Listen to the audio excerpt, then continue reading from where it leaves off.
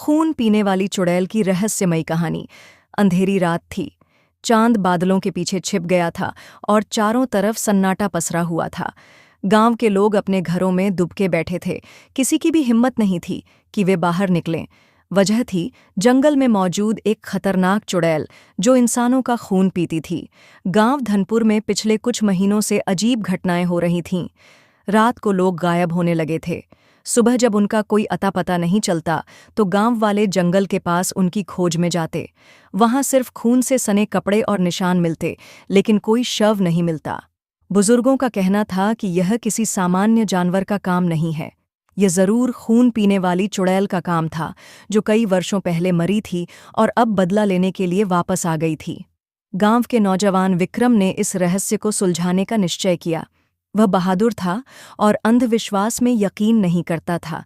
उसने अपने 3 दोस्तों अजय, रवि और समीर के साथ जंगल में जाने का फैसला किया।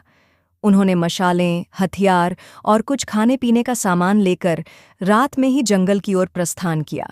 जंगल में प्रवेश करते ही उन्हें अजीब सी ठंडी हवा का एहसास हुआ। हर कदम के साथ पेड़ों के पत्ते सरसराने लगे, जैसे कोई छिपकर उनकी हर हरकत पर नजर रख रहा हो। रास्ते में विक्रम ने एक जगह खून के ताजे निशान देखे। उनका दिल धड़क उठा, लेकिन उन्होंने साहस बनाए रखा। थोड़ी ही दूर पर उन्हें एक पुराना खंडहर नजर आया।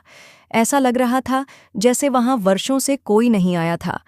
दीवारों पर अजीब से निशान थे और माहौल में एक अजीब सी गंध फैली हुई थी। खंडहर के भीतर घुसते ही उन्हें हल्की सी हंसी सुनाई दी। चारों ने इधर-उधर देखा, लेकिन कुछ नजर नहीं आया। तभी अचानक से एक परछाई विक्रम के पीछे आकर खड़ी हो गई।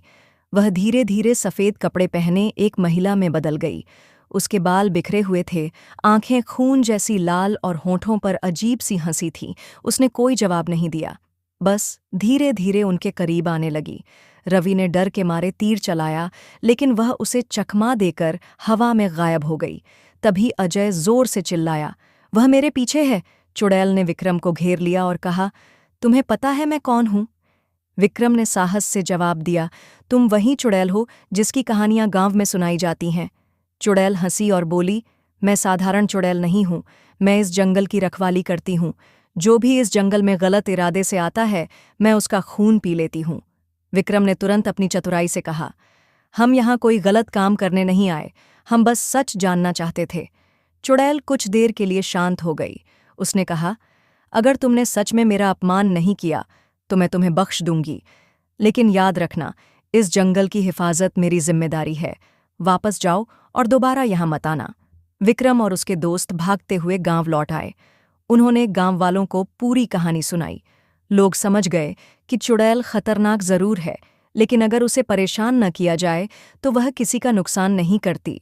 उस दिन के बाद से कोई भी गांव वाला जंगल की ओर नहीं गया।